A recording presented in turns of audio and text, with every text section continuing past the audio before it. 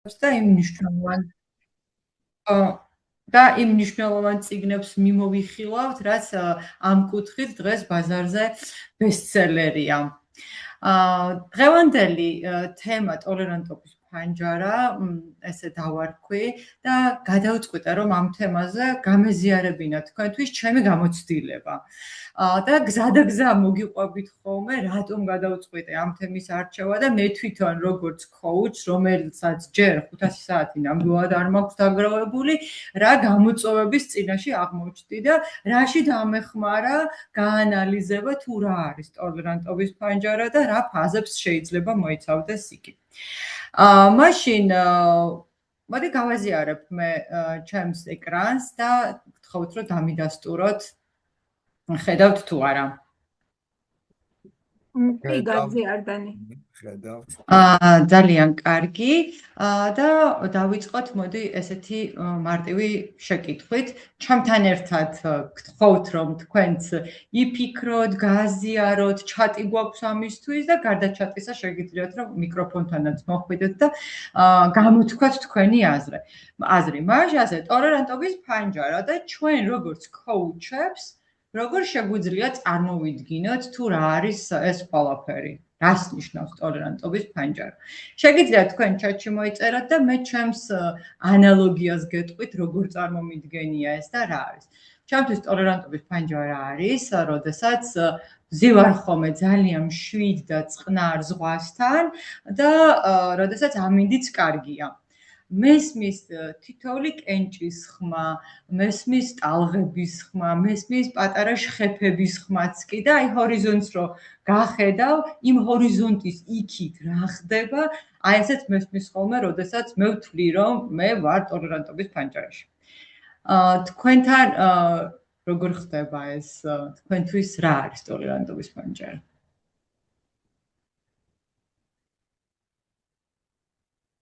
რა ასოციაციები მოგდით? ჩატში შეგვიძლია ხო რომ მოვიწეროთ? კი, ჩატში შეგვიძლიათ რომ აი უთფლად რა წარმოიდგინეთ, რომ მოიწეროთ თქვენ coach-ები ხართ ტოლერანტობის ფანჯარაში და როგორია ეს ფანჯარა? გინდათ მეტაფორულად, გინდათ ასოციაციურად და თეონას აქვს ხელი აწეული. თეონა, გისმენთ? სიამოვნებით გაგიზიარებდით, საინტერესო თემა არის. იცით, ჩემთან რაღაცა სხვა ასოციაციები წამოვიდა, უცბად წამოვიდა ის, რომ განსხვავებული შეხედულებების მქონე კლიენტი ზის ჩემ წინ და ჩემში ამ დროს შეიძლება რაღაც ემოციები მოდიოდეს, თუმცა აი ეს ტოლერანტობის მუხტი და სივრცე იძლევა იმ საშუალებას, რომ ერთმანეთთან დავკავშირდეთ, ერთმანეთთან გავერთიანდეთ და შექმნათ რაღაც ძალიან ღირებული.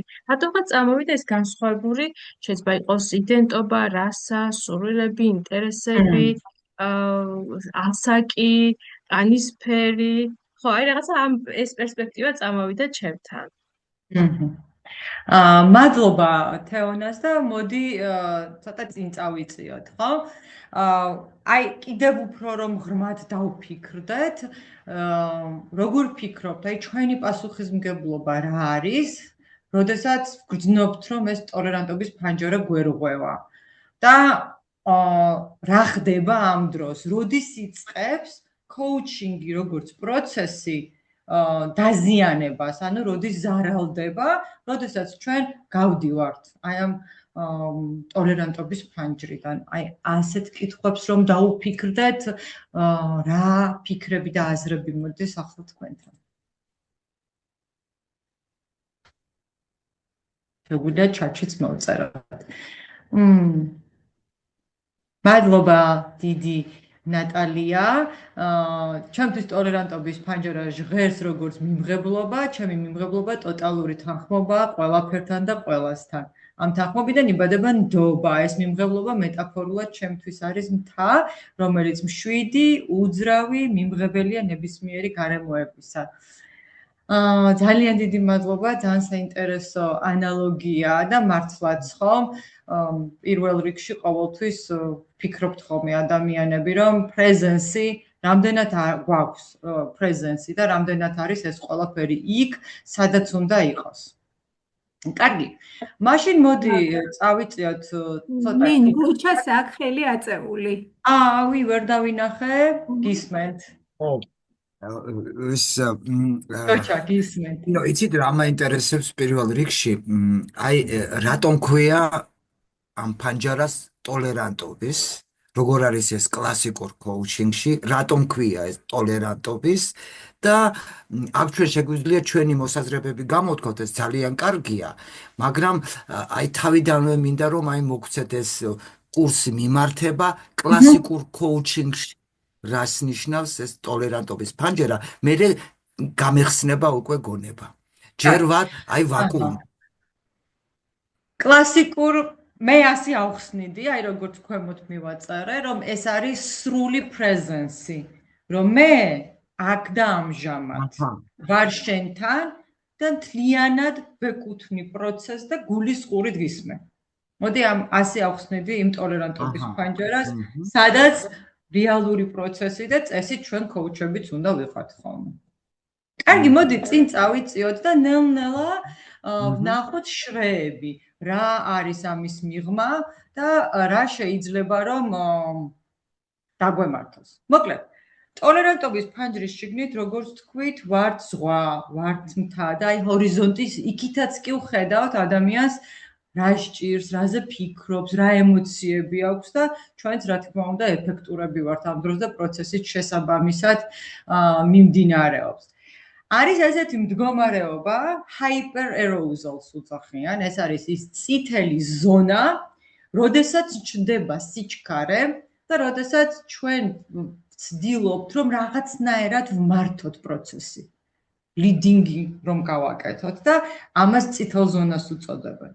არის მეორე ზონა, hypo-arousal-ი, რომელ ზონაშიც ამბობენ, რომ ვარ დისტანცირებული. ვარ ემოციურად და კოგნიტურად არა ვარ მე თვითონაც მომზადებული და კლიენტის ეს ემოციური და კოგნიტური სიღრმეები მეპარება. არ ვარ იქ. და მესამე ზონა არის ყვითელი, რომელსაც დისრეგულაციას უწოდებენ და ეს ის მდგომარეობა, როდესაც ვარ ზღვარზე.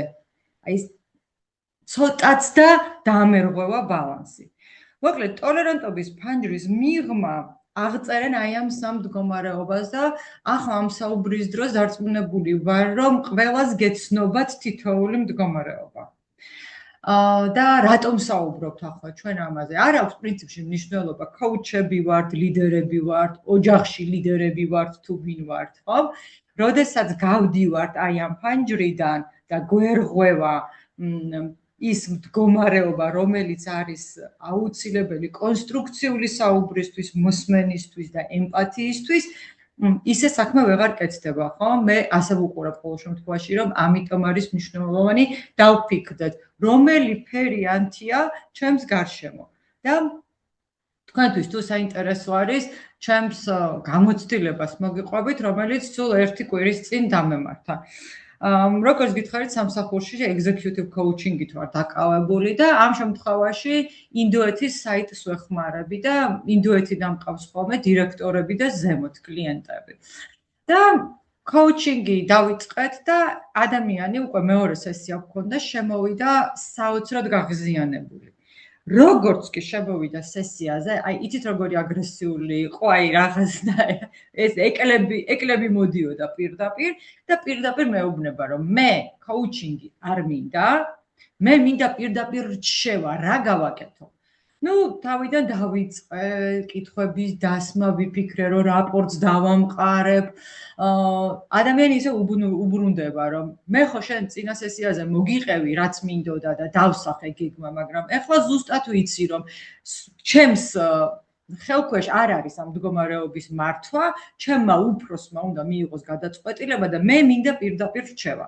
გავაგრძელე კიდევ ახლა ეს კითხვები, რადგან კოუჩები ვართ და გვევალება და ხედავ, რომ კიდევ უფრო ღიზიანდება ადამიანი და ბოლოს ჩემ თავსაც შევატყვე, რომ მეკარგება კონტროლი.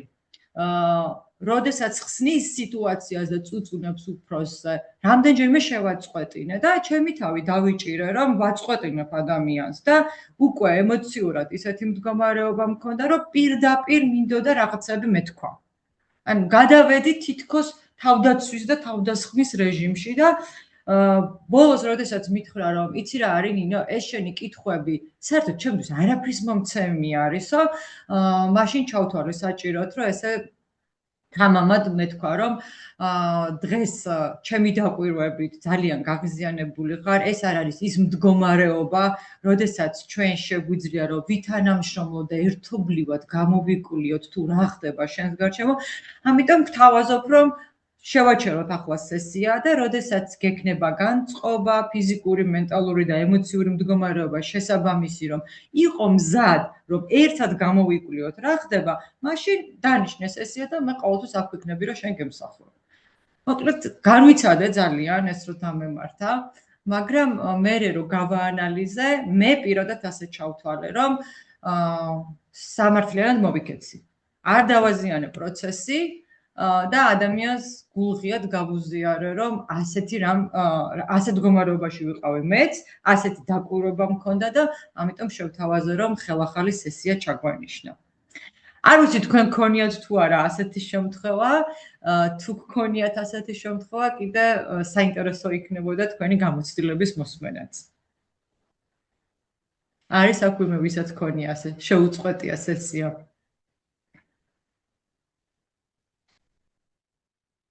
მე შემიძლია კონტრაქტი თლიანი. კონტრაქტი. ხო, არა სესია კონკრეტული, არამედ კონტრაქტი გამიჩერებია, იმიტომ რომ ადამიანი წრეებზე დადიოდა და აზრი არ ქონდა კონტრაქტი. ნატალია, აი ამ მდგომარეობების კუთხით რო შევხედოთ, თქვენ თავში რა დაიჭირეთ? რომელიმე იყო ეს ჰაიპერეროზალი იყო, თქვა დისტანცირება იყო, ბალანსიდან გასვლა იყო თქვენი მხრიდან? არა მგონია, ხა რამოდენიმე წლის წინ იყო, ეხლა არ მახსოვს კარგად, მაგრამ არა მგონია, რომ ეს იყო ანუ რეაქტიული, კომპულსიური, კონტროლის და უბრალოდ ეთიკური მომენტი იყო, რომ ადამიანს მივცე უკავშირი მის წინსვლაზე და პროგრესზე კოუჩინგურ ურთიერთქმედებაში და ნუ გამიჩერებია კონტრაქტი. კი. და ესე უშუალოდ პირდაპირ კონფრონტაცია ყოფილიყო კოუჩინგურ სესიაში არ მახსენდება, რომ ძლიერ ემოციებთან მუშაობის გამოცდილება მაინც ხო გვაქვს და აი როგორც თქვენ დაუბრუნეთ უკავშირი ეთიკურად ისე დაუბრუნებდი მეც. კარგი, მადლობა. წავიწიოთ ცოტა წინ უფრო სიღრმეებში ვნახოთ რა ხდება თითოეული მდგომარეობის დროს. მოდი ვნახოთ თითოეულ მდგომარეობას რა მიკროქცევები ახასიათებს. ეს ჩვენ ყველაფერი რა თქმა უნდა ვიცით, მაგრამ ხანდახან დაფიქრება მე მგონი ჩვენთვისაც სასარგებლოა. იმიტომ რომ ახლა რომ ვაანალიზებ, როდესაც ტრენერობა დავიწყე, მე ობზერვერები შემოდიოდნენ ხოლმე ჩემთან ტრენინგზე და აკვირდებოდნენ როგორი ხარისხით მიმყავდა, როგორი ჩართული იყო გუნდი და ასე შემდეგ. ანუ არსებობდა კონტროლის მექანიზმი. აუდიტი რო წარმოვიდგინოთ, რომ შემოვიდა აუდიტი, დაგაკვირდა, მერე დასკვნა დადო, ხო? კოუჩინგის პროცესის დაკვირვება ეს ასე ალბათ არ ხდება და გვესმის კონფიდენციალურია და ასე მესამე პირი ხშირად ვერ დაჯდება და პირდაპირ ლაივში ესე იგი სუპერვაიზინგს დაკვირვებას ვერ გაგიწევს ადამიანს და ესეთი რაღაცა მეფიქრება ხოლმე მე რომ შეიძლება ხანდახან დავიკარგოთ ჩვენ თვითონ იმდენად კმაყოფილი ვიყო როგორ ვატარებ კოუჩინგებს რომ რაღაცა პატარა მიკროქცევები გამებაროს და ჩემ დაუნებურად და გაუცნობიერებლად რომელიმე მდგომარეობაში ან წითელში ან ლურჯში და ან ყვითელში აღმოჩნდა ხო და ამიტომ ვიფიქრე რომ აი ახლა პატარ-პატარა მიკროქცევებზე ყურადღების მიქცევა საინტერესო იქნებოდა. მოდი ჩავხედოთ რა გვეუბნება ის წითელი მდგომარეობა. ალბათ ჩემი მოყოლილი ისტორიას რო დავუბრუნდეთ, აი ეს დამემართა მე რომ შეტევის და თავდასხმის რეჟიმზე მოვიდა ჩემი სხეული და ჩემი გონებაც და იმიტომ ვიჭრებოდი საუბარში და აი ეს პატარა მიკროჩვევა რო დავიჭირე, იმიტომ გადავწყვიტე სესიის შეწყვეტაც.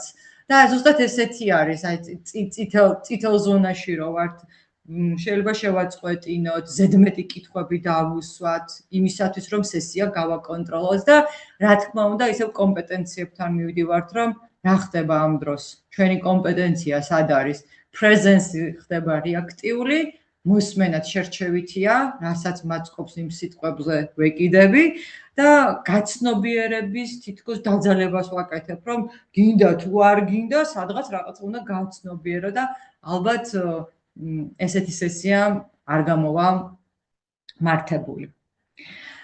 სცენამ კითხვებზე გადავალთ, მოდით შემდეგი მდგომარეობაც ვნახოთ. როგორ ხსნიან და როგორ გვეუბნებიან, რომ რა პატარა მიკროჩვევებს უნდა დავაკვირდეთ.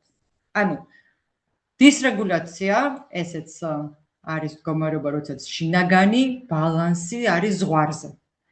ნაწილობრივი ყურადღების დათმობა ხდება ამ დროს, ემოციური სიღრმეები ვრჩება, არ ვაქცევთ ყურადღებას, ან უბრალოდ არ ვართ იმ მდგომარეობაში, რომ ესე ჩავუღრმავდეთ სხვა ადამიანის ემოციურ მდგომარეობას და მიუხედავად იმისა, რომ შეთანხმება თავიდან გაკეთებულია, მაინც სადღაც გადადის ხოლმე ჩვენი საუბარი და ისევ კომპეტენციებთან მივდივართ. პრეზენსიც არასტაბილურია, მოსმენა გულისყურით ვერ ხდება და საუბარიც მნიშვნელოვან თემას ხშირ შემთხვევაში ცდება ხოლმე. ნუ რა ვქნათ, ჩვენც კოუჩები ადამიანები ვართ და მანახა შეიძლება არ ვიყოთ მენტალურად მზად, რომ ესეთი სიღრმისეული პროცესი ვაწარმოოთ. ეს მეორე მდგომარეობის მიკროჩვევები და მოდი კიდევ ვნახოთ მესამე მდგომარეობის მიკროჩვევები, როგორ შეიძლება რომ დავინახოთ და ჩვენ თავში ესე დავიჭიროთ. გვაქვს დაბალი ენერგია, მონოტონური ტონი. ვართ პასიურები და როგორ გამოიხატება ეს, რომ ვცდილობ, რომ აი ესეთი კითხვები დავსვა, რომ თან კარგი იყოს და არც ცუდი არ იყოს რა. ბერიდები სიღრმეებში ჩასვლას, ხო? და ეს ჩართულობა შემცირებულია, რა თქმა უნდა. და ისევ კომპეტენციებს რო დავუბრუნდეთ, პრეზენსია ამ შემთხვევაში მე ჩემი გადმოსახედით მართლაც რომ დაკარგულია, მოსმენაც ხდება მინიმალური ალბათ პირველ დონეზე და გაცნობიერებაც კლიენტის მხრიდან ზედაპირულია. და ასე ვიტყოდი, რომ მასზე მაქვს მინდობილი მთელი პროცესი და მე არც უღრმავდები. მოკლედ, ესე გამოიყურება ეს მიკრო ქცევები და რა თქმა უნდა, თავიდან, როდესაც დავიწყეთ კოუჩინგი, ალბათ ესეთი პატარ-პატარა მიკროქცევები ყველას გქონდა და მაშინ ახლა გადმოვალ კიდევ თქვენთან შეკითხვით, რა გაგახსენდათ?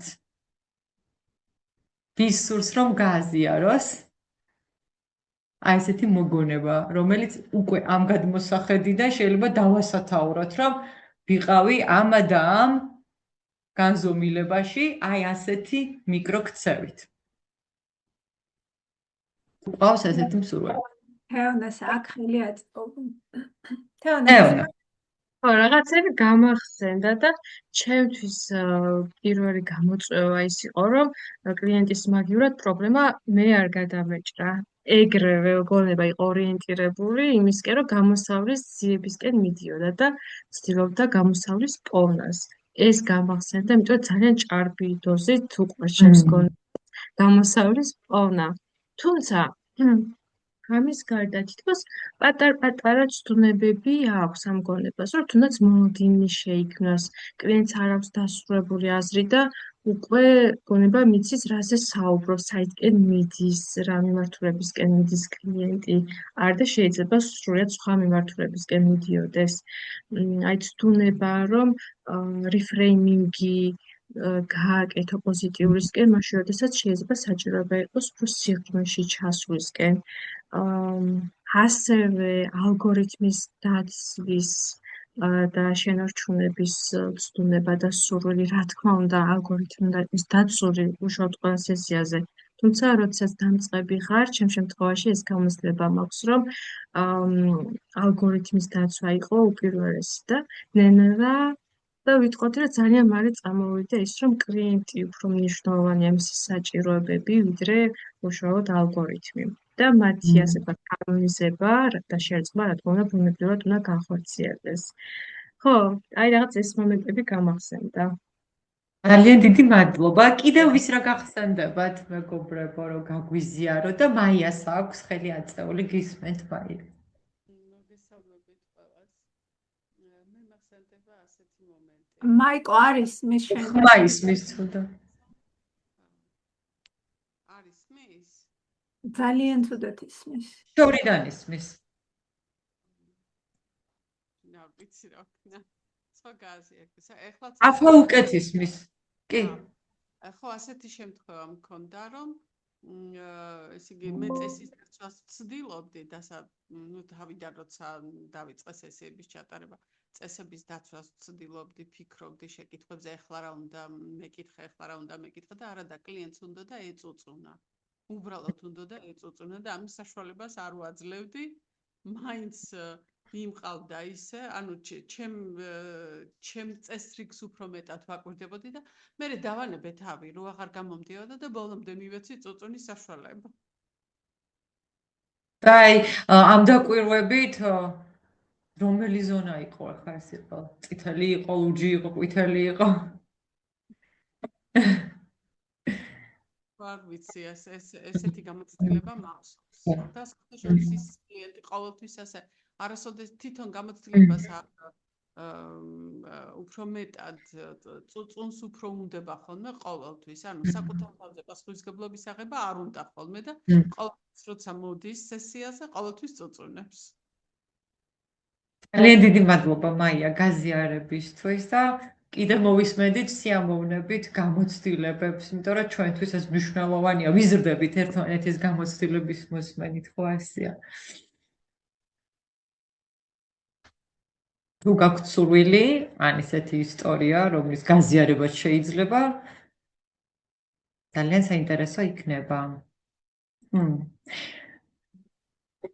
მეც გამახსენდა ახლა ერთი თვის წინანდელი, არა, უფრო მეტი, რამდენიმე თვის წინანდელი ამბავი, ერთ-ერთ ამერიკულ პლატფორმაზე ამიყვანეს როგორც კოუჩი, ოღონდ სანამ ამიყვანდნენ, რა თქმა უნდა, მქონდა გასაუბრება.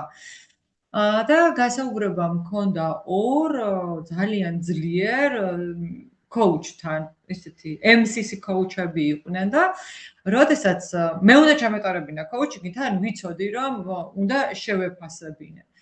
და პირველად როდესაც შევედი და დავიწყეთ სესია, ეს მიკროჩვევები რა დავიჭირეთ ჩემში, რომ წამოვიდა ფიქრების ნაკადი, ისეთი ნაკადი წამომივიდა ფიქრების, რომ თითქოს ვეღარც ვერ ვაკონტროლებდი და პირველი ეს იყო, რომ რამე არ შეგეშალოს, ვაიმე რო შეგეშალოს, ეს ხო MCC-ია, შენ როგორ უნდა ჩაუტარო ამას კოუჩინგი და ასე შემდეგ. და სხვათა შორის ესეთ ტექნიკას მივმართე, რომ ისე გავაკეთე ეს, ოღონდ რა თქმა უნდა არ შემიმჩნიე, ჩემ თავს შემოუძახე, რომ გაჩერდი, ყველანაირი ფიქრი ჩახსენი, ვატყობდი, რომ აჩქარებული მქონდა გულით და არანორმალურად სწრაფად ვსუნთქავდი, ჩავისუნთქე, ნელა დავიწყე სუნთქვა და ნელა სუნთქვა მომცა იმის საშუალება, რომ ეს აზრები გამეფანტა და მშვიდად წყნარად დამეწყო ამ ადამიანთან საუბარი, ბოლოს ძალიან კარგი შეფასება მივიღე და ამიყვანეს და ჩემზე ბედნიერი ადამიანი არ იყო და რა თქმა უნდა თავიდან ალბათ ყველას გვემართება ხოლმე მსგავსი ისტორიები. კარგი, მაშინ ცოტა კიდევ წინ წავიწიოთ და ვნახოთ რა გვაქვს შემდეგ სლაიდზე. კი ბატონო, რატომ აზიარებთ ახლა ამ ყველაფერს, ხო? ჩვენ ვიცით კი ბატონო ეს ყველაფერი, ჩემი გადმოსახედით, რასაც მე ვაკეთებ ხოლმე, ჩამოვწერ კოუჩინგებს, რო ჩავატარებ, ჩემი შეფასებით რა მომეწონა, თქვათ, რას გამოვასწორებდი და ვცდილობ, რომ ამოვიცნო პატერნები.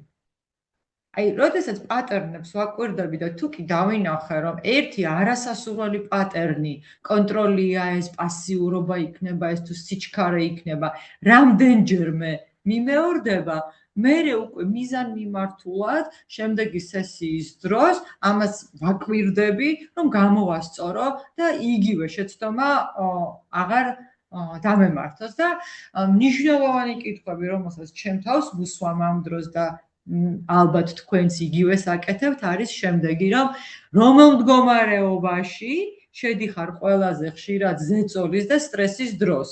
ანუ მდგომარეობას გულისხმობ იმ წითელ, ლურჯ და ყვითელ ზონას და მიკროქცევებს, ხო? და რამდენად სწრაფად და კარგად ვიჭერ ხოლმე პირველ სიგნალებს, მიკროქცევებს, მანამ სანამ სრული ქაოსი დამიდიკება. მე ეს ორი კითხვა ძალიან ხშირად მეხმარება და როგორც გითხარით, პატერნებზე დაკვირვებაც ძალიან მეხმარება ხოლმე.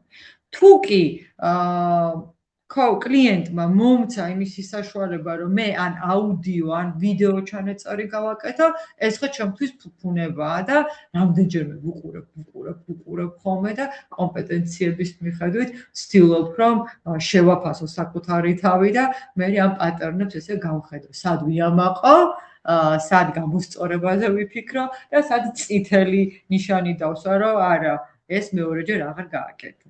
ალბათ თქვენც ამას აკეთებთ ხოლმე. და ბოლოს ვუბრუნდები გოჩას კითხვას, რა არის ტოლერანტობის ფანჯარაო და ტოლერანტობის ფანჯარას მე კიდევ ასეთ სახელწოდებას დავარქმევდი, რომ ალბათ კოუჩებისთვის, ყოველ შემთხვევაში მე ასე მგონია, ეს არის მეტაკომპეტენცია. ანუ რეგულაცია ჩვენი საკუთარი თავის, ჩვენი საკუთარი მდგომარეობის, ეს გაცნობიერება და შემდეგ რეგულაცია არის მეტაკომპეტენცია და ყოველთვის ვცდილობთ ხოლმე, რომ ეს ჩვენ გავაცნობიეროთ, ხომ?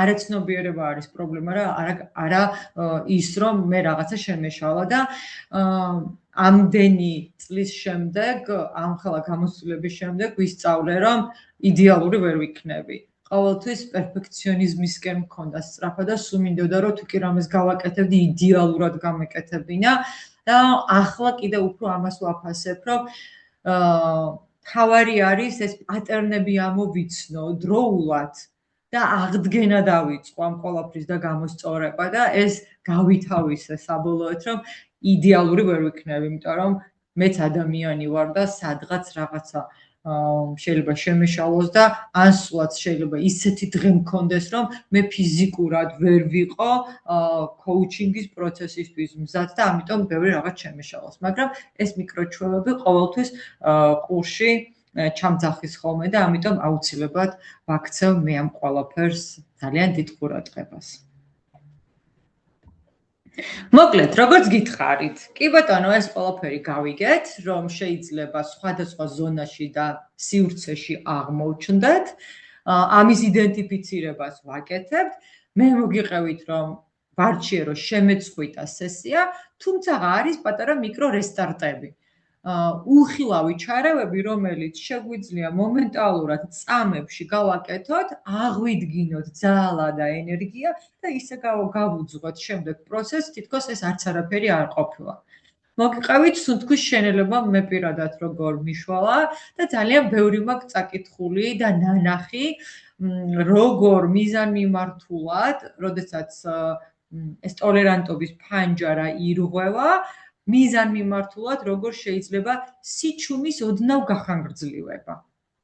სიჩუმეს ძალიან დიდი ძალა აქვს კოუჩინგში, თქვენ ის ჩემზე კარგად იცით, თუმცა ხანდახან მიკრორესტარტის გასაკეთებლად ძალიან საინტერესოა აი ამ სიჩუმის გახანგრძლივება იმისათვის, რომ ჩვენ შევინარჩუნოთ ეს მწვანე სივრცე და ეფექტურად გავყვეთ პროცესს.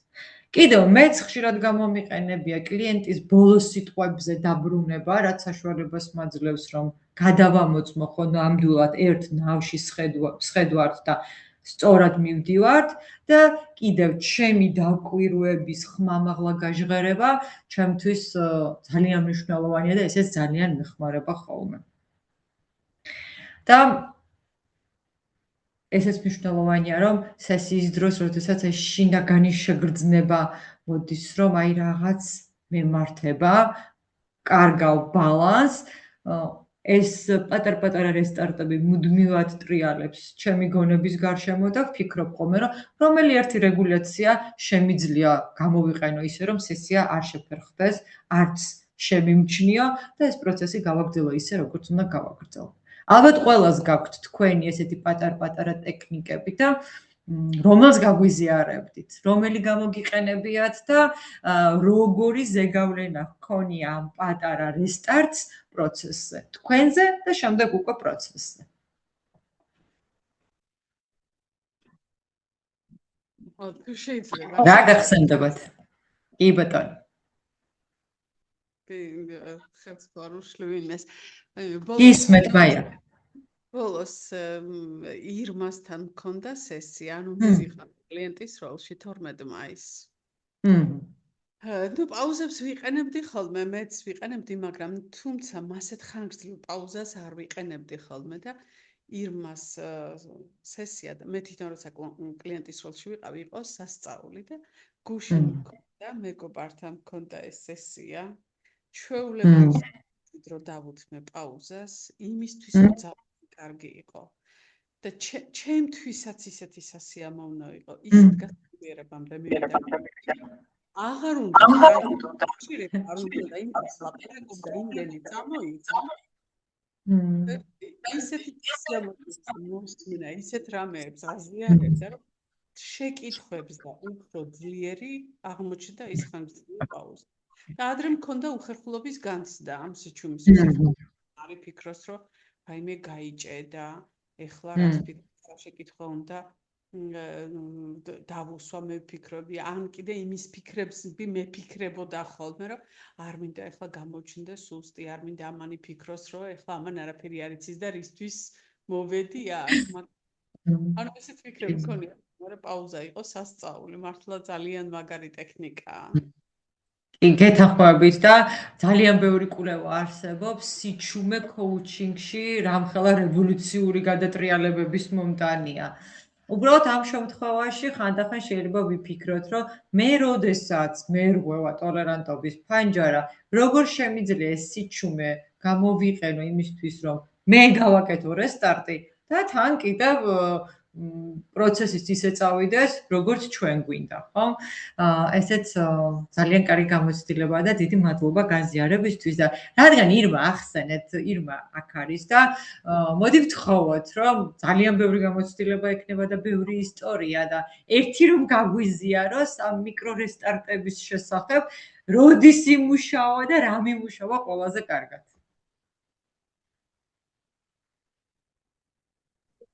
ნინო, დიდი მადლობა, ხელით ავწია და შენს დამაწია კითხვა.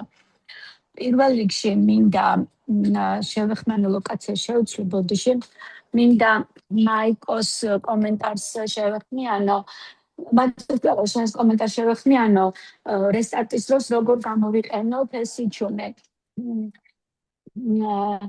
თუ კი ფოკუსი გვექნება ისე, რომ სიჩუმე coach სესიაზე არის მთავარი კითხვა, უბრალოდ მთავარი შეკითხვა, ყველაზე ძლიერი ღრმა კითხვა, რომელიც შეიძლება რომ coach-მა დასვას, მაშინ უკვე პასუხი აქვე ამ ფოკუსშივე ზის, ასე ვთქვათ. ჩემი გამოცდილების გაზიარება ცოტა იქიდან დავიწყებ, რომ ჩემი პრაქტიკის პირველი 10 საათი ძალიან მეშინოდა ამ სიჩუმეს. იმიტომ რომ პირველი 1000 საათი ძალიან მაგარი ტიპი უნდა ყოფილიყავი სესიებზე, ძალიან მაგარი ტიპი. შესაბამისად, ხო იცი ხა ამ ძალიან მაგარ ტიპობას, როცა მოინდომებ რა მოსდევს. აი ესეთი ვეფხის პაუზაზე დიდი კითხვები, დაბრუნებები და ასე შემდეგ.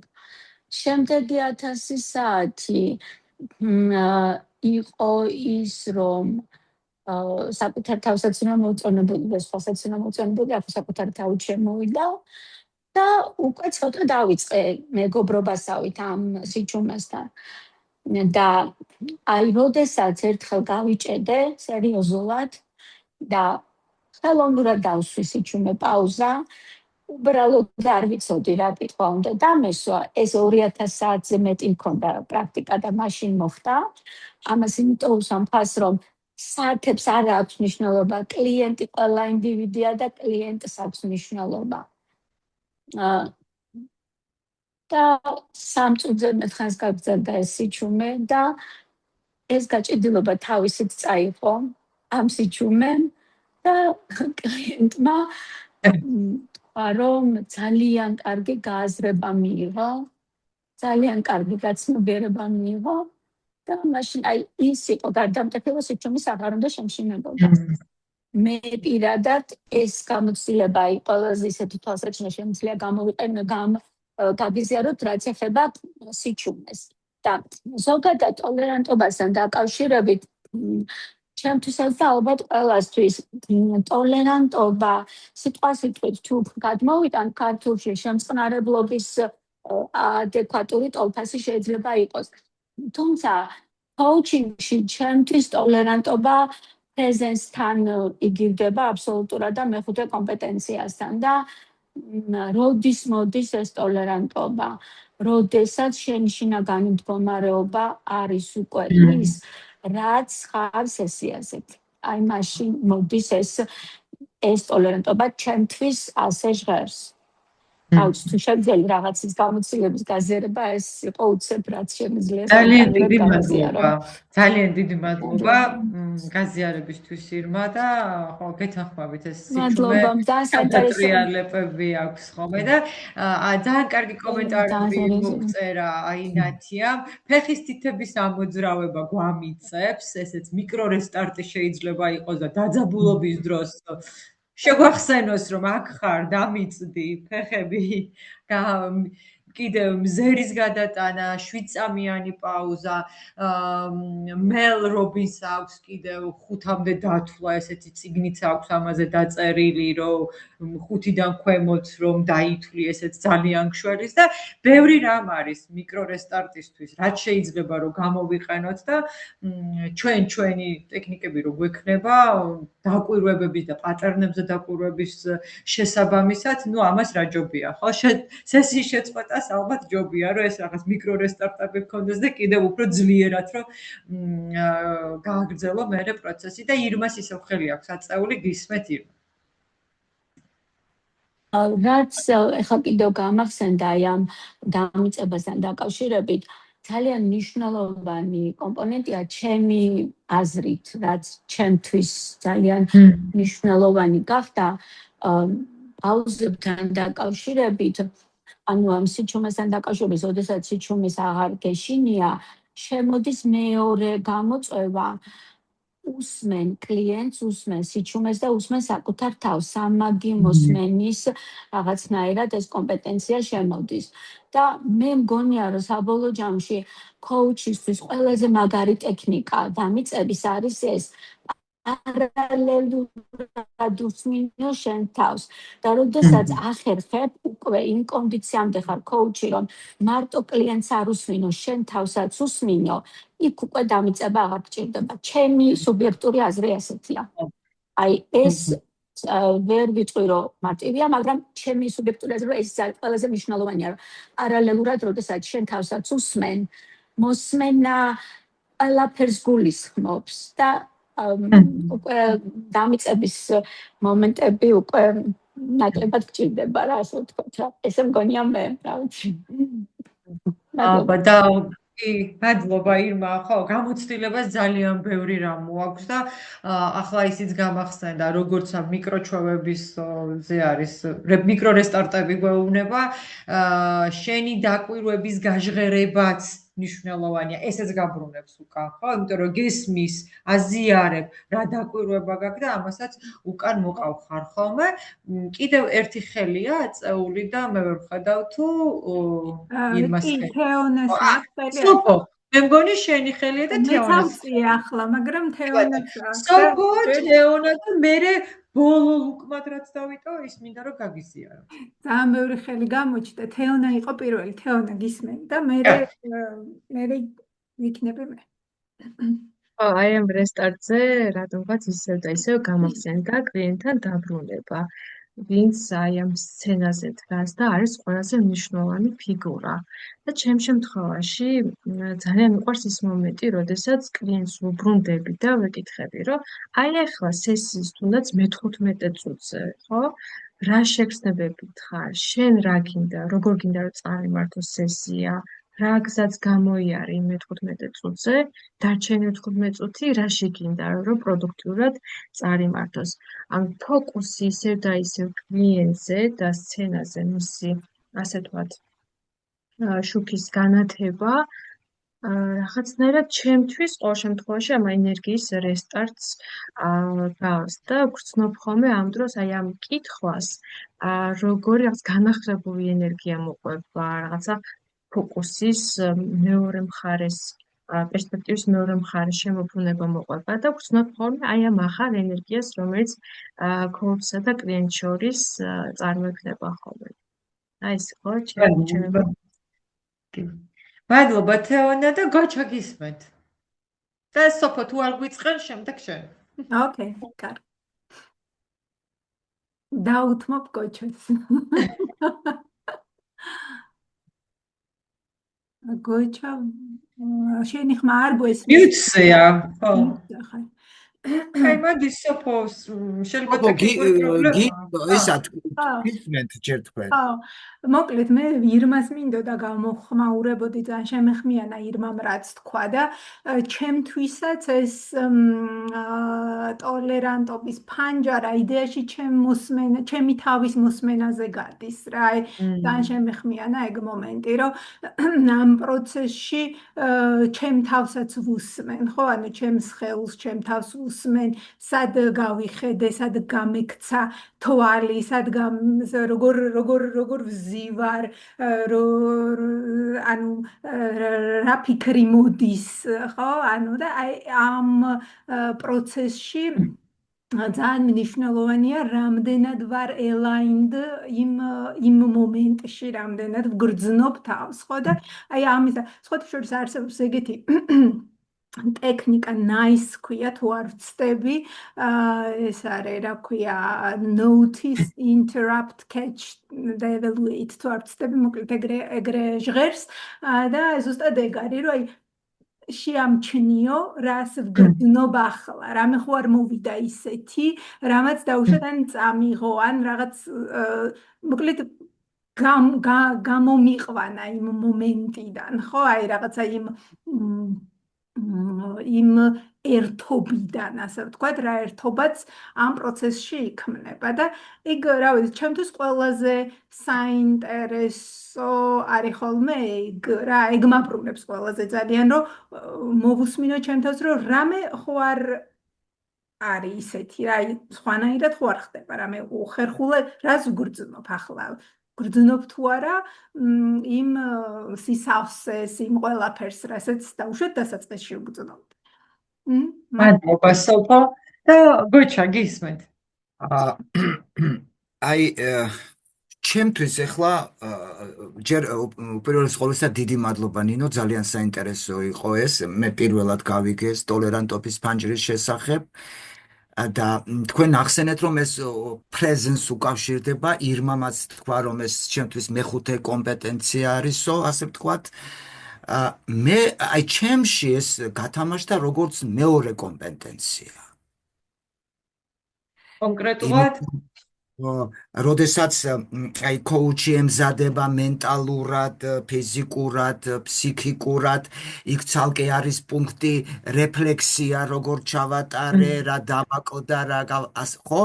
აი უფრო ჩაჯდა აი მეხუთე თავისთავად და უფრო ჩაჯდა მეორე კომპეტენციაში და აგრეთვე ერთგვარი გადმოტანა ის რასაც ჩვენ ვაკვირდებით მეექვსე კომპეტენციაში კლიენტის პატერნებს ის ერთგვარად გადმოვიტანეთ უკვე ჩვენზე coach-ის პატერნებს. ამიტომ ჩემთვის ეს უფრო ჩაჯდა მეორე კომპეტენციაში და ეს ძალიან დამეხმარება. ეხლა ეს ტოლერანტობის ფანჯრის გააზრება, ამის შემდეგ კიდე გადავხედავ, ეს უაღრესად საინტერესო არის ჩემთვის.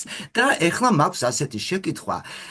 თქვენმა მაგალითმა ძალიან დიდი შთაბეჭდილება მოახდინა ჩემზე. როდესაც კლიენტის შემოგივარდათ, რჩევა მომეციო. წინა სესიაზე ხო ვისაუბრეთ?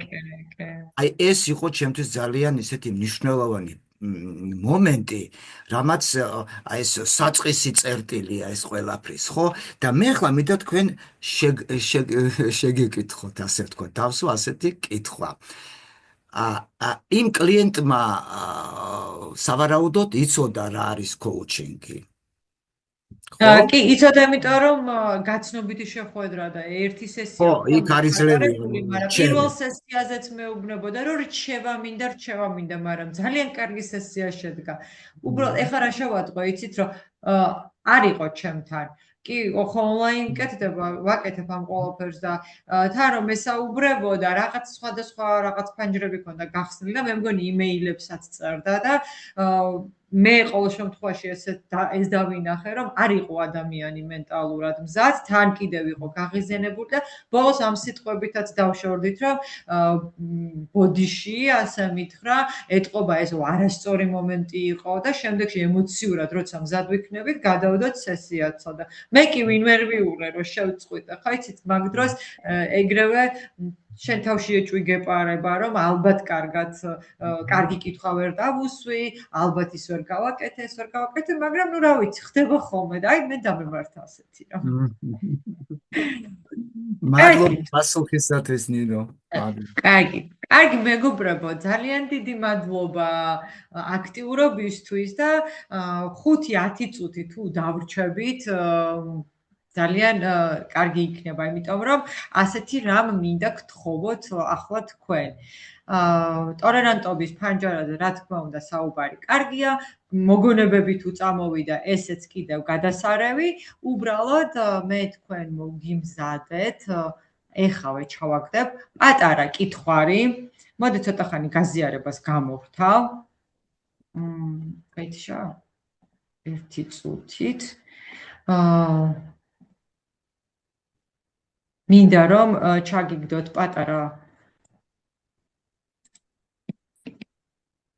პატარა სავარჯიშო. შეგვიძლია აქვე გავაკეთოთ, შეგვიძლია ახლა ამ სავარჯიშოს გადავხედოთ და უბრალოდ რა წამოვა უცბად ის გავაზიაროთ და მე უკვე თქვენთვის თორ მიუბრუნდებით ამ კითხვებს, ჩემი რჩევა იქნება რომ ეს კითხვები გააკეთოთ, ჩატში ჩავაგდე და თუ ხედავთ არ არის? ვა.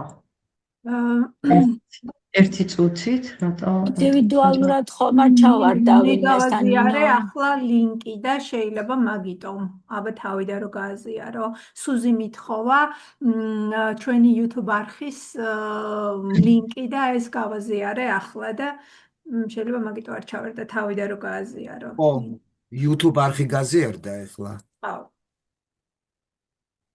რატომღაც არ მაძლევს გაზიარების საშუალებას. უკაცრავად მეგობრებო 1 წუთით ვაგდებ აგერ ჩატში.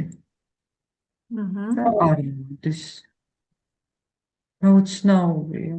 სენდის ხილვაკს აწვევით ნინო. კი, რა თქმა უნდა. ვითომ სოფო ხო არ ჰოსტი? არ ზიარდება, საერთოდ სოფო არჩენი არ გაზიარდა. YouTube-ის ლინკი ჩემთან არ ჩანს. ჩემთან გაზიარდა გავხსენი და გავხსენი მე კი. კი, ჩემთან ჩანს. ვიცი. მაშინ მოდი ესეთი რამ გავაკეთოთ, რომ დრო არ დავკარგოთ. ამ პატარა სავარჯიშოს აუცილებლად გაგიზიარებთ და ახლა მოდი ეკრანზე გამოვიტან. როგორ გამოიყურება, ხო? ერთად ვნახოთ.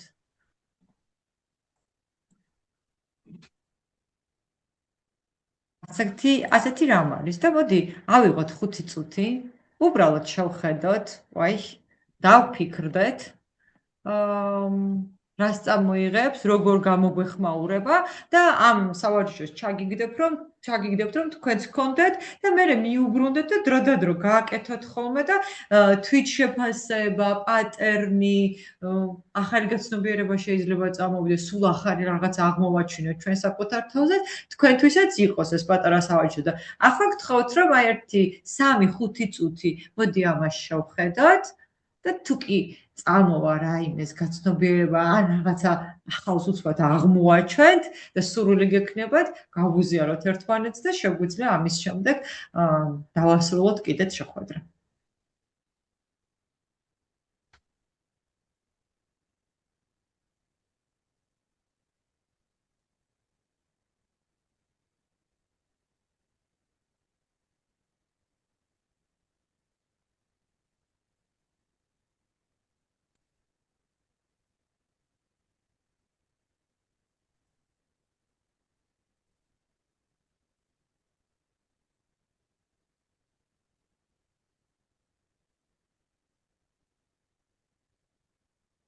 საათი დანიშნული მაქვს 3 წუთში შეგეხმიანებით.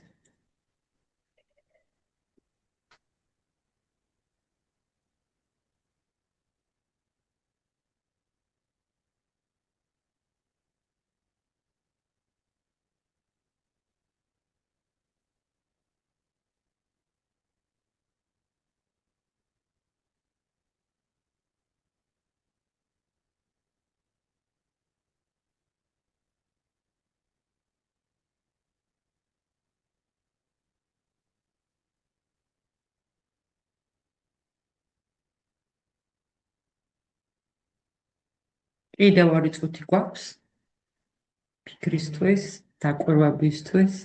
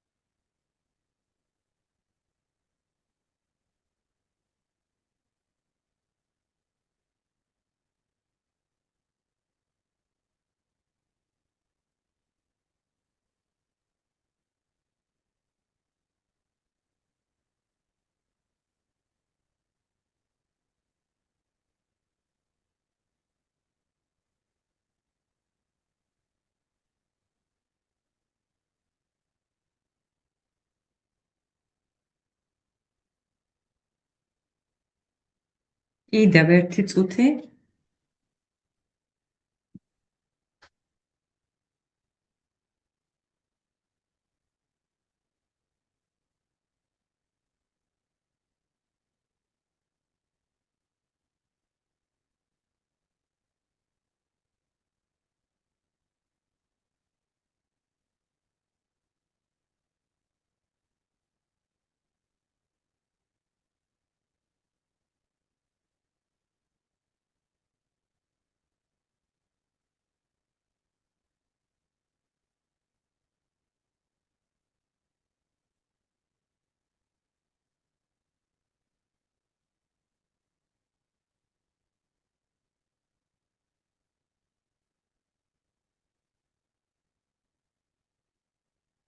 თქვენის ნებართვით შეგვიძლია დავბრუნდეთ და გავაზიაროთ აი ამ ერთმა გადაკითხვამ რა მოგვიტანა. ლელა ფუტკარაძეს აქვს ხელი აწეული, ლელა გისმენთ, ირმას აქვს ხელი აწეული, მერე ირმა თქვენ გისმენთ.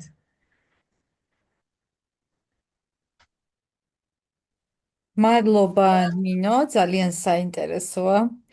ბევრ რამეზე დამაფიქრა. ჩემთვის უფრო ნაცნობია hyper arousal. რადგან მივხვდი, რომ აი აჩქარება მემართება ხოლმე. და როგორ ხვდები ამას? ხვდები იმით, რომ ვჩქარობ კითხვის დასმას. და ხვდები, რომ შეიძლებოდა უფრო მეტი პაუზა. ანუ მეტი დრო დამეთმო პაუზისთვის და ეხა პატარა ცოტა ის რომ გადავხედე ჩემს სესიებს, მივხვდი, რომ ის სესიები, სადაც ცოტა უფრო ისეთი გრძელი პაუზები მქონდა, უფრო მეტად შთამაგონებელი იყო კლიენტისთვის და მეტი გაცნობიერება მოვიდა. მე მქონდა ესეთი შემთხვევა, რომ ძალიან სპარტად მცემდა პასუხებს კლიენტი და აი მაგ არ ვიცი რა დამემართა, ვერცეც ვერ მიუსადაგე, ვერ ხვდებოდი ეს კლიენტი ესეთი მზად იყო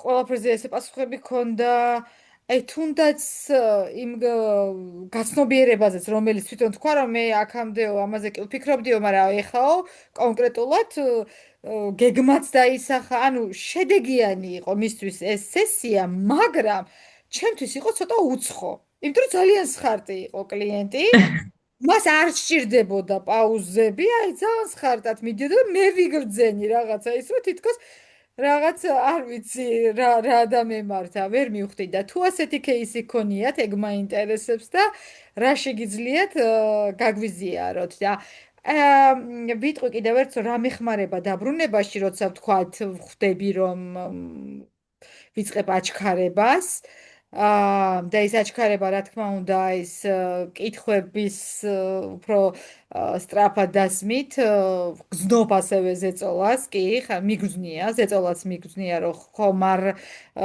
ესე ვთქვათ ხომ არ ვახდენ ზეწოლას კლიენტზე ამ შემთხვევაში მეხმარება ის რომ უბრალოდ შევანელო პაუზა გავახანგძლივო და რაღაც მომენტში აი საკუთარ თავს ვეკითხები, ვახერხებ ამას, რომ აი რატომ მეჩქარება? ხო. რაღაცა სტრესი მარიჩნებელია, მიკროქცევა, როგორც ვნახეთ, ხო?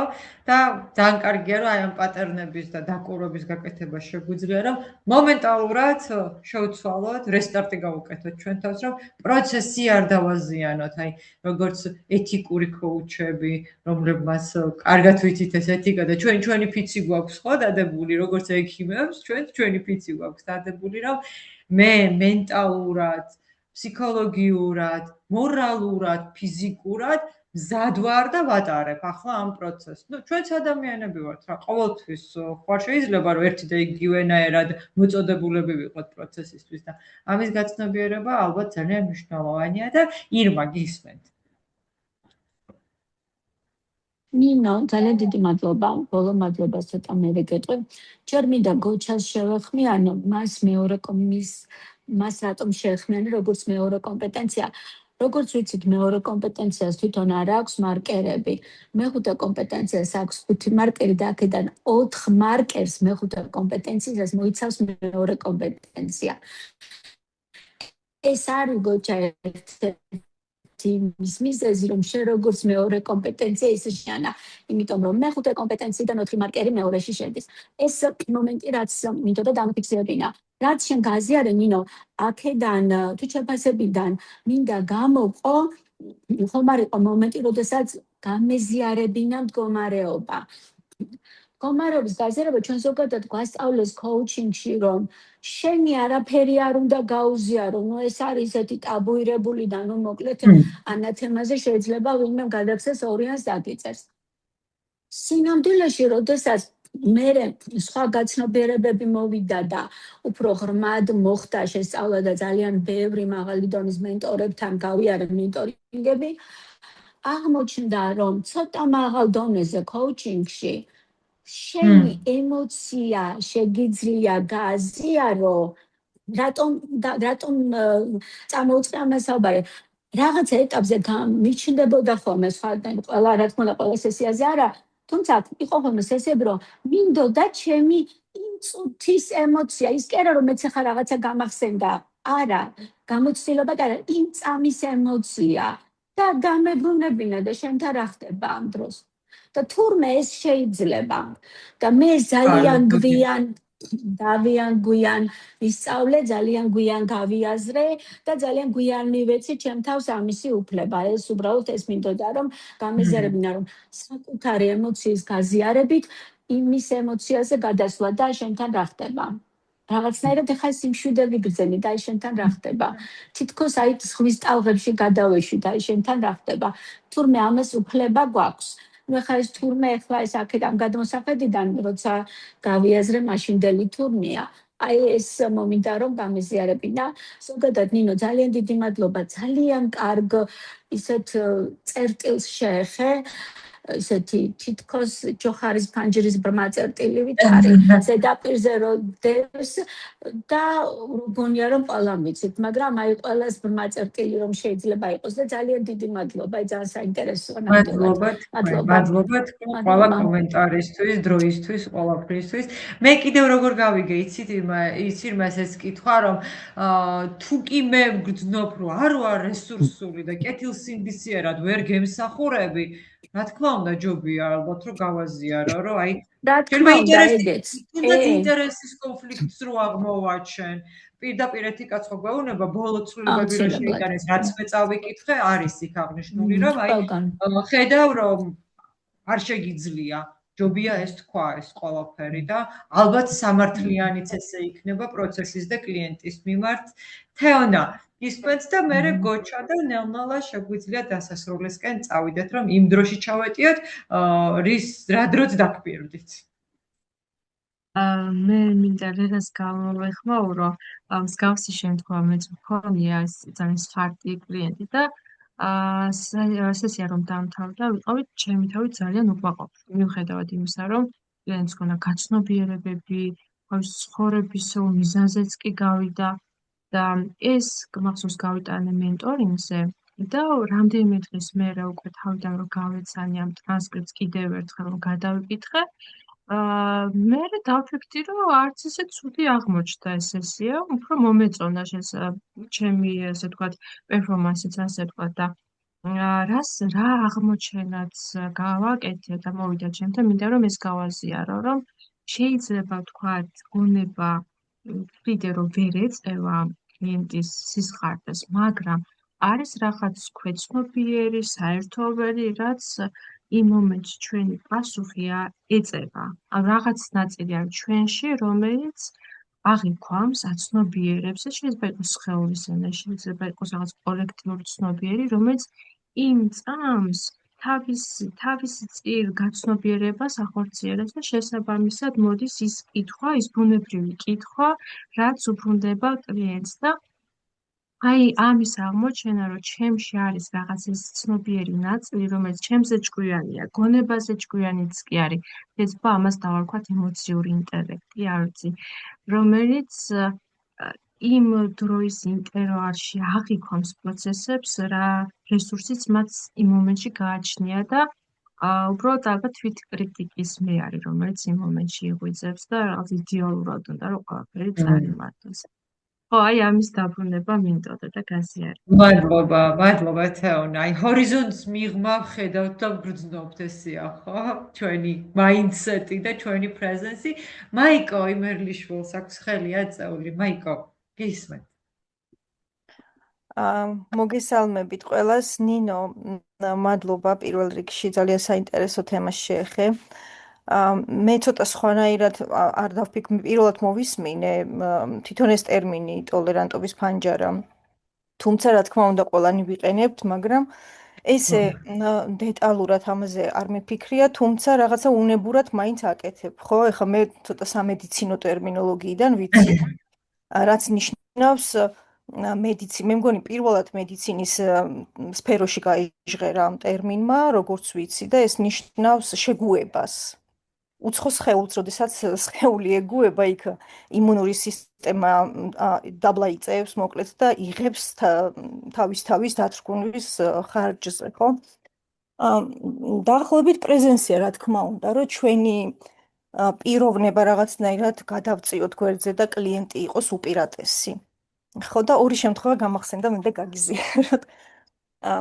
ეხა ბოლო რომელიც იყო, ჩემი კლიენტი იყო ფსიქოთერაპევტი. თვითონ, ხო და ეს ფსიქოთერაპიის ისეთი განცდა მქონდა, რომ თვითონ უტარებდა თავის თავს, ასე ვთქვათ, აი ამ იმას ფსიქოთერაპიას და ერთი პერიოდი ეს თქვა, რომ მე მგონიო ძალიანო ეს დაგაბნიეო, თუ რაღაც ბევრი რაღაცა ვთქვიო და ვაღიარე, ნუ მოკლედ, რომ კი მეთქი ცოტა გავიჭედე მეთქი. მე რო ვფიქრობდი, ეს რა მათქმევი თუმცა იმ მომენტში ძალიან ბუნებრივი იყო ეხლა ეს და რაღაცნაირად მე რომ მოვუსმინე ჩანაწერს, მართლა ძალიან ბუნებრივი იყო და მიიღო ჩვეულებრივად, მე უფრო დაალაგებულად ისაუბრა. მერე იყო ესეთი მეორე შემთხვევა, იყო ერთი ისეთი პირველად იყო კოუჩინგი გამოცდილება არ ქონია იმ ადამიანს და პირველად იყო შეხვედრაზე. და მეუბნება ესეთ რაღაცას, ადგილს ვიცვლი სახლში რო უცებ. და მეუბნება ესეთ რაღაცას, რომ ეხლა ამ წუთასო ჩემს საცოლეს ვეჩხუბეო. და რაღაცნაირად უნდა დავიწყოთ სესია და ცოტა დიდ ენერგიასთან არის ხოლმე დაკავშირებული, რომ დრო გამოვძებნო და რაღაცნაირად მოხდა ისე, რომ ძლივს შევხვდი ამ ადამიანს და უცებ ეს რაღაცას მეუბნება და ნუ მოკლედ მე უთხარი, რომ მოდი მეთქი გადავდოთ თუ შენთვის მეთქი არ ახარ მეთქი ახლა ისეთ მდგომარეობაში, მეთქი არ არის პრობლემა თქო. მაგრამ ისეთი სახე ქონდა, ვერც გავუშვი ესე, კი დამთანხმდა, მაგრამ ვერც გავუშვი აი ესეთი რაღაცნაირი, ხო, კაი, არა უშავს და ვერ გაუთიშე მოკლედ. და მე, რა ვიცი, აი მივყევი ჩემს ტოლერანტობას. და ვეუბნები, რომ მე რადგანაც უკვე შევხვდით რამეში, ხომ არ შემიძლია ისე დაგეხმარო. ისე, რა ვიცი, არ დავიწყე სესია, არა უშავს სესია მეორე ხარისხოვანია და აი ჩემდა გასაოცრად ამ ადამიანმა რაღაცები მომიყვა. დიდხანსო არ დაგაყოვნებო და ამოხეთქასავით და რა ვიცი, ახლა მე 25 წლიანი ქორწინების გამოცდილებიდან ახალ ასე ვთქვათ ურთიერთობაში შესულ ადამიანს ვუთხარი, რომ აბსოლუტურად მესმის, ეს ძალიან ნორმალურია შენი მდგომარეობა აი ამ ყველაფრის ფონზე და აი დამშვიდ და მე რაღაცნაირად. 2 დღეში მე შევხვდით და სესია იყო 25 წუთში დამთავრდა, ყველაფერი ძალიან კარგად წარიმართა და 1 კვირის წინ მომწერა, რომ ის პრობლემა საბოლოო ჯამში გადავჭერი. აი ესეთი. მე მქონდა მოკლედ რამოდენიმე დღის წინ აი ესეთ უცნაურ შემთხვევებთან ერთად და ძალიან მინდოდა გამეზიარებინა. მე ვფიქრობ, რომ ეს ტოლერანტობის მომენტი რაღაცა ხასიათში უნდა გქონდეს და ვამუშავებდეთ ისედაც უნდა ვიყოთ ტოლერანტულები, რომ იმ მომენტში ანუ არ იყოს ეს ჯაჯმენტი, არ იყოს მიმღებლობა, იყოს მეტი და თუ დაიკარგე და თუ რაღაცა ის იყო, აი აღიარებაც ჩემთვის აი თეორიულ დონეზე არ ვიცი, მაგრამ პრაქტიკულად ჩემთვის ოკეია აღიარება, რომ აი რაღაცა ვერ მოგისმინე ბოდიში ან გამიმეორე. ძალიან ადამიანური რაღაცა არის ჩემი გამოცდილებით.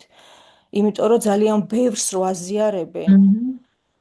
მართლა არ ვიცი საათებს მოაქვს და ოდესმე მოიტანს თუ არა ამას, მაგრამ ძალიან ბევრს როცა აზიარებენ, ძალიან ბუნებრივია ჩვენთვისაც და ძალიან ისეთი კარგად იღებენ კლიენტები, ვისთანაც მე გამიზიარები ეს ბოლო იყო, რომელიც აი პირდაპირ უთხარი, რომ ხო მეთქი მართლა დავიკარგე და თუ შეიძლება რაღაცაში დაუბრუნდეთ და ხო, აი ესეთი მინდოდა გამიზიარებდნენ და გულწრფელი მადლობა, რომ აი დეტალებზე დაგვაფიქრე და მე მგონი დრო კი წავიღე, მაგრამ რაღაცა მინდოდა. ამისთვის ვართ დიდი მადლობა მაიკო და ანუ რა თქმა უნდა, ძალიან დიდი სიმამაცია ჩემი გადმოსახედით, როცა აღიარებ და ძალიან მამაცის აქციელია, რომ ეუბნები კი გავიჭედე და ალბათ ამაზეც უნდა ვიფიქროთ, რომ მამაცებიც უნდა ვიყოთ. თქვენც ადამიანები ვართ.